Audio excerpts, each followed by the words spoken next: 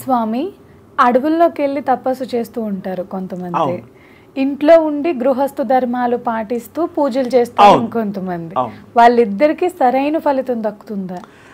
అసలు నిజానికి సన్యసిస్తూ అడవుల్లో పోయి చేయడం అనేది చాలా తేలిక.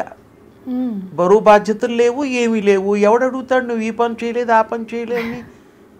ఏదో చక్కగా ఏదో చిన్న వస్త్రం, ఇంత గోచియో ఏదో వాళ్ళకి పెట్టుకుంటారు, వెళ్ళిపోతారు. రాళ్ల మీదో రప్పల మీదో చెట్ల దగ్గర ఎక్కడో కింద కూర్చుంటారు, ఏదో ధ్యానం చేస్తారు, సాధిస్తారు. అది ఈజీ.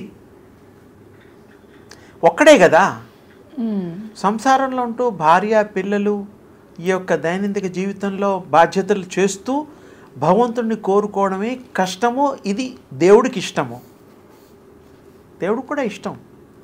ప్రతి దేవుళ్ళకి పెళ్ళిళ్ళు అయ్యాయి, పిల్లలు ఉన్నారు, వారు కూడా రాజయోగం చేశారు. దాని పేరు రాజయోగము అంటారు.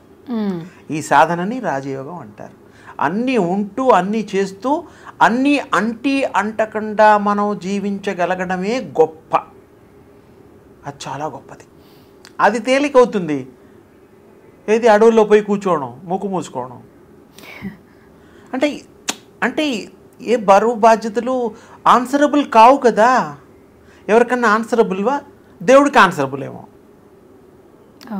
ఏదో పండు తింటాడు, ఏదో కాసేపు అది ఏది తినకపోతే చక్కగా భృగుటిలో ఆయన దృష్టి నిలిపి ఆకలి తప్పులు లేకుండా కూడా యోగులు చేస్తారు.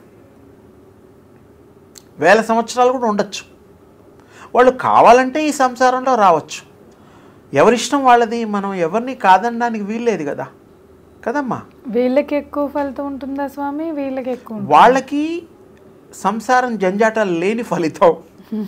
వీళ్ళకి సంసార జంజాటాలు ఉన్నా ఇందులో కూడా ఫలితం. అంటే అందరికి అన్నం పెడతారు, దానం ధర్మం పుణ్యం పురుషార్థం అన్నీ చేయడానికి అవకాశం ఉంటుంది ఇక్కడ. జనక మహాముని, జనకుడు రాజుగారు, ఆయన రాజయోగియే, రాజయోగమే చేశారు. ఋషులు రాజయోగులే. వాళ్ళు ఆశ్రమాల్లో ఉంటూ భార్య పిల్లలు ఉన్నారు కదా తల్లి. ఏ ఋషికి బ్రహ్మచారిగా ఉన్నారు? కొంతమంది ఉండొచ్చు. చాలామంది ఋషి పత్నులు ఉన్నారు కదా. ఋషులకు కూడా సంతానం ఉంది కదా, తప్పు లేదు కదా. వాళ్ళు కూడా ఈ యోగం భగవంతుని అలా కూడా పొందారు. గృహస్థు ఆశ్రమ ధర్మాలు ఏంటి స్వామి? అదే రాజయోగం అంటుంది. అదే రాజయోగము, గృహస్థ ధర్మం, గృహస్థ ఆశ్రమము. మీరు ఏదైనా పేరు పెట్టండి. అన్నీ చేస్తూ అంటకుండా ఉండడమే గొప్ప, చాలా గొప్పది. భగవంతుడే అనుభవించి చెప్పినప్పుడు దానికంటే గొప్పదే ఉంటుందమ్మా. కృష్ణుడు కూడా చేసింది రాజయోగమే కదా, రాముడు చేసింది రాజయోగం. దశావతారాల్లో కొన్ని అవతారాలు రాజయోగమే కదా. మనకి ఎన్ని ఉపమానాలు ఉన్నాయో. అందుకని ఇది చాలా, నా అభిప్రాయం కాదు, అందరి దృష్టిలో వాళ్ళ ఇష్టమైనటువంటిది యోగం చేయొచ్చు. రాజయోగం చేస్తావా, అడవుల్లో పోయి ఆ తపస్సు చేస్తావా, మీ ఇష్టం. అందులో ఆనందం పొందేవాళ్ళు కొంతమంది ఉంటారు, ఇందులో ఆనందం పొందేవాళ్ళు ఉంటారు. రెండూ వారి యొక్క ఇష్టానుసారంగా పొందొచ్చు. మీరు అనేది ఏంటంటే గృహస్థు ఆశ్రమ ధర్మాలను పాటిస్తూ చేసేది ఇంకా ఎక్కువ ఫలితం. ఎక్కువ అంటే అలా భగవంతులు కూడా చూపిన, ఋషి సాంప్రదాయాలు చూపించిన దారే కదా. మరి అదైతే మరి వాళ్ళు ఫాలో అవ్వకుండా ఉండేవారు కదా. అవును, తప్పేం లేదు. ఎవరైనా ఆ యొక్క దివ్య మంగళ తేజో రూపాన్ని సాధించగలరు, పొందగలరు, సందేహం లేదు. అర్హత కావాలి, అర్హత సంపాదించాలి. అర్హులందరికీ మనకి దొరుకుతుంది. శ్వాస పీల్చుకున్నంత ఈజీయే అది. మనం గట్టిగా నిర్ణయం తీసుకుంటే చాలు కదమ్మా. దీనికేం ట్యాక్స్ లేదు కదా. నిర్ణయం మీద నిలబడాలి అంతే. నిర్ణయమే చాలా గొప్పది. నిర్ణయం వల్ల భగవంతుడు అయిపోతాం, భగవంతుడు స్వరూపు దర్శనాలు అవుతాయి. ఎంత గొప్పది. ప్రపంచాన్ని మార్చే నిర్ణయం కూడా గొప్పది. అందరూ ఎదుటివాడిని కూడా మార్చొచ్చు, ఈ యొక్క బుద్ధుల్ని అవి ఇవి అంటే వాడు కూడా మంచి దారిలో పడితే ప్రపంచం అంతా సుభిక్షంగా ఉంటుంది కదా. దొంగలు ఉండరు, పోలీస్ స్టేషన్లు ఉండవు, తప్పులు చేసేస్తే మరి ఇవి కూడా ఉండవు కదా, కోర్టులు కూడా ఉండవు. తప్పు చేసిన వాడికి కదా శిక్షలు. అసలు తప్పులు చేసేవాడు ఉండనప్పుడు ఇంకా అంత సస్యశ్యామలంగాను దైవ సంభూతులుగా ప్రపంచం సత్యయుగంలోకి వెళ్ళిపోతాం. తప్పు చేసినప్పుడు శిక్ష పడాలి, తప్పదు. కానీ తప్పులు చేయడానికి మీకు బుద్ధే పుట్టదు కదా. బుద్ధి పుట్టినప్పుడు కదా చేసేది. సద్బుద్ధిలో ఉంటారు మీరు. తప్పకుండా తేజోపాసన చేయించండి.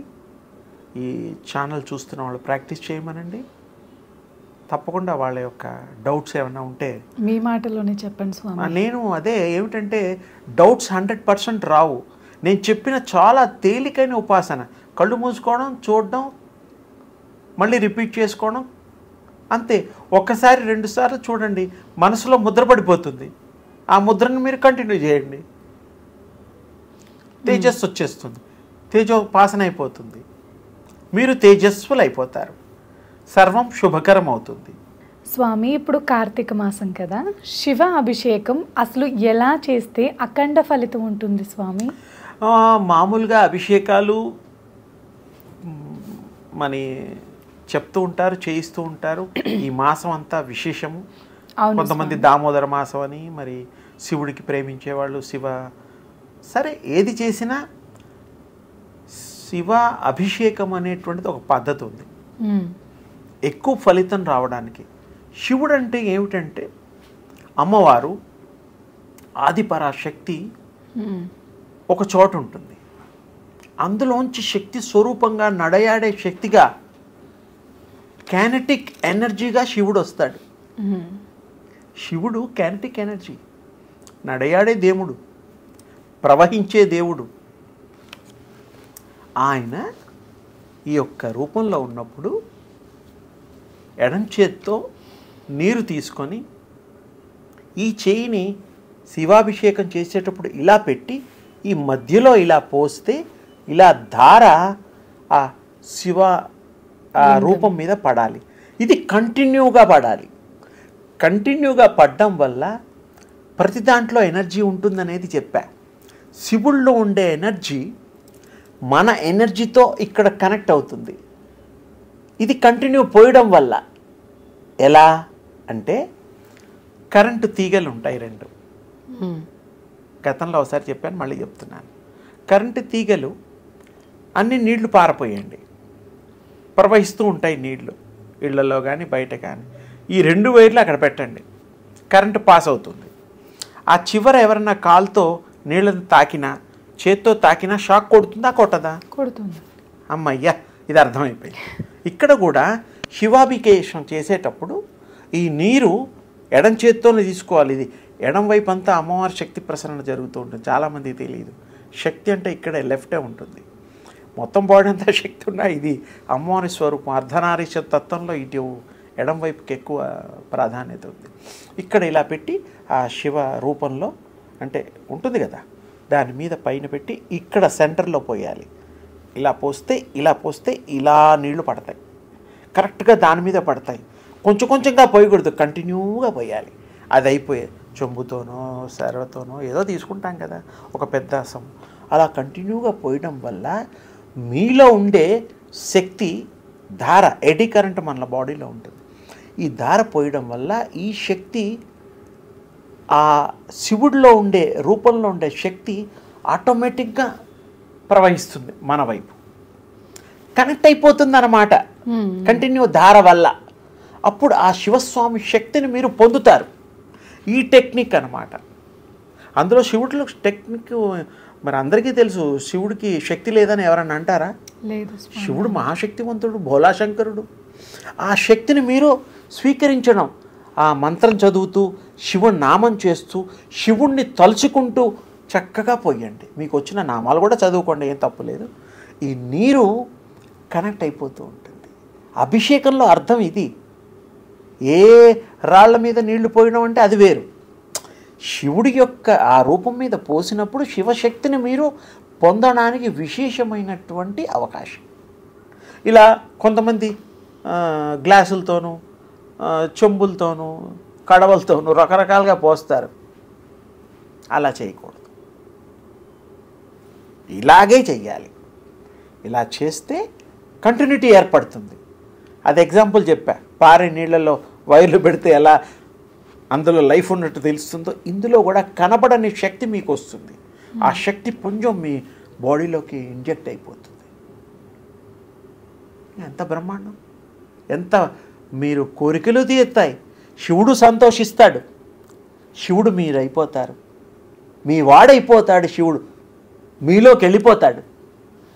మీ హృదయాంతరాలలో ఈ యొక్క శరీరంలో ఆయన ఆ శక్తి రూపంలో ప్రవహిస్తారు. అంతకు మించి ఇంతకంటే గొప్పది చిన్న టెక్నిక్. చాలామంది ఏదో గుళ్ళల్లో డబ్బులు కడతారు, గంట 2 గంటలు చేస్తూ ఉంటారు. ఆయన ఏదో మంత్రాలు చదువుతాడు, మన మనస్సు ఎక్కడ ఉంటుంది చూస్తాం, ఆయన ఏదో పోస్తూ ఉంటాడు. అలా కాదు, ఇన్డెప్త్గా ఏముంది అక్కడ. స్టోన్లో అనద్దు, అది శక్తి పుంజము, శక్తి స్థావరము, శివరూపము. అందులో శక్తిని మీరు పొందుతున్నారు. ఎంత అదృష్టవంతులు. అందుకోసమే మన పూర్వీకులు శివారాధన, శక్తోపాసన, అభిషేకం చేయమని అందుకే ఆ శక్తి మీకు వస్తుందిరా అని రహస్యంగా టెక్నిక్ అనమాట అది. ఇలా డైరెక్ట్గా అందులోంచి వస్తుందని చెప్పలేదు పాపం ఎవరు, నాకు తెలిసి. ఎవరన్నా చెప్పారేమో నాకు తెలియదు. నేనైతే అందరికీ చెప్తూ ఉంటాను, మీరే శివుడైపోతారు. శివుడు అనుగ్రహం పొందాలంటే ఈ విధంగా శక్తి మీరు స్వీకరించడానికి ఈ విధమైనటువంటి అభిషేకం చేస్తే చాలా గొప్పది. మీకు అన్ని శుభాలు కలుగుతాయి. ఈ మాసంలోనే, కార్తీక మాసమే కాదు, ఏ మాసంలోనైనా శివారాధకులు ఇలా చేయడం వల్ల మహోన్నతమైన శక్తి మీకు లభించడమే కాకుండా మీరు ధన్యులవుతారు, పరిపూర్ణులవుతారు. ఆ భగవత్ స్వరూపులు, ఆ శివస్వరూపులు శివానుగ్రహంతో అవుతారు. ఆయన బిడ్డగా అనుకోండి, ఆయనే అనుకోండి, మీ ఇష్టం. చేతిలో ఓన్లీ నీళ్లు మాత్రమే పోయాలి స్వామి, పాలు పోసుకోండి, అవన్నీ మన ఇష్టం. ఆయన అడిగాడా అమ్మా ఎప్పుడన్నా నాకు అరటిపండుతో కావాలి, పాలతో కావాలి, తేనెతో కావాలి అని అడిగాడా? మన ఇష్టం. ఆయన మీరు మనస్సుతో అభిషేకించమన్నాడు, మీ మనస్సు అనే దాంతో అభిషేకించమన్నాడు.